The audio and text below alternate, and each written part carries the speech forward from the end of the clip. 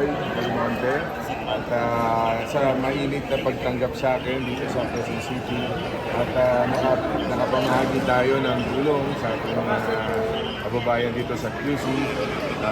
4,000 naman yan? 4,000 na at least napaligayan natin sila kahit paano.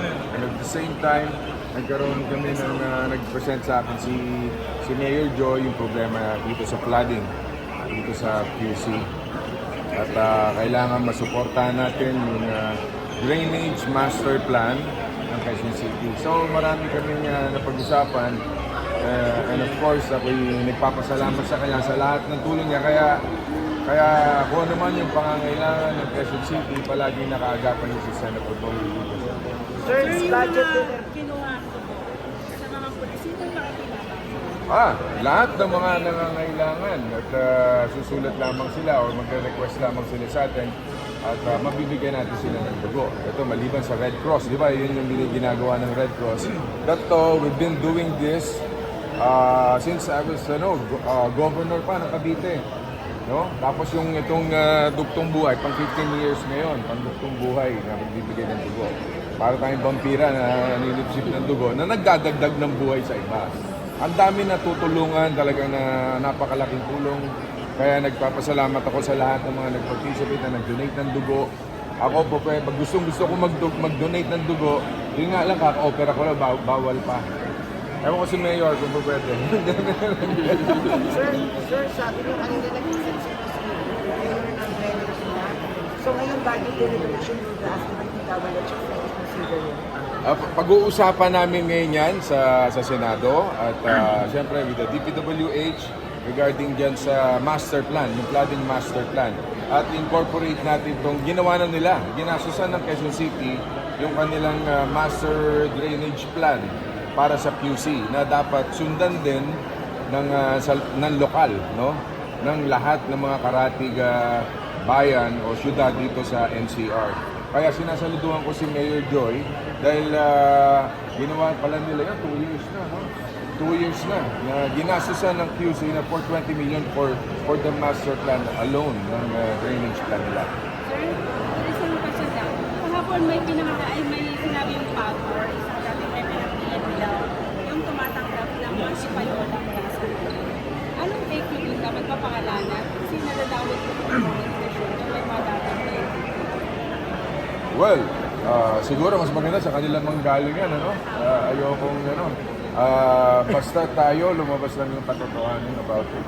At ma-solve yan. Paubayan natin sa chairman ng komite kung paano nila hahanapin ito sino. Pero hindi ba unfair sa buong Oh yes, siyempre papagdududahan ng lahat. Unfair yun. Dapat talaga ilutang nila kung sino. Pero sir, are you convinced na nagsasabi ng katotohanan si Mayor Kalugar at Alice Go? Alam mo, about Alice Go, ipaubayan na natin sa chairman ng komite at kila Senator Jinggoy. Basta ang importante dito ay maisaayos natin ang ating bansa. Yan nagdeklara na ang Pangulo na tatanggalin na ang POGO, no? I think binibigyan lang sila until December, wipe out na yan. No? I don't know kung kailan yung exact date talaga. No? So antayin na lang natin. Pero kung pisido kay sir na hindi talaga sila lover, or more than that. Kung lover man sila, pauba. Manifest ka. Send mo ang advance happy birthday. Ano pa mga activities mo para sa nalalapit mong birthday? Marami tayong ikot. Bukas nasa Tacloban ako at marami tayong pupuntahan pa na lalawigan. Ikot pa tayo na Luzon, Visayas at Mindanao. Hanggang at tapos sa Friday, i-endorse na ako ng lakas bilang kandidato nila bilang senador.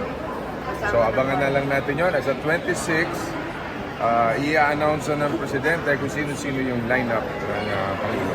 Senator, balik po tayo dito sa Ugalde. Yung mga volunteers po in return, makakakuha rin po ba sila na libreng dugo kung sakaling ay nanganin nila? Yes.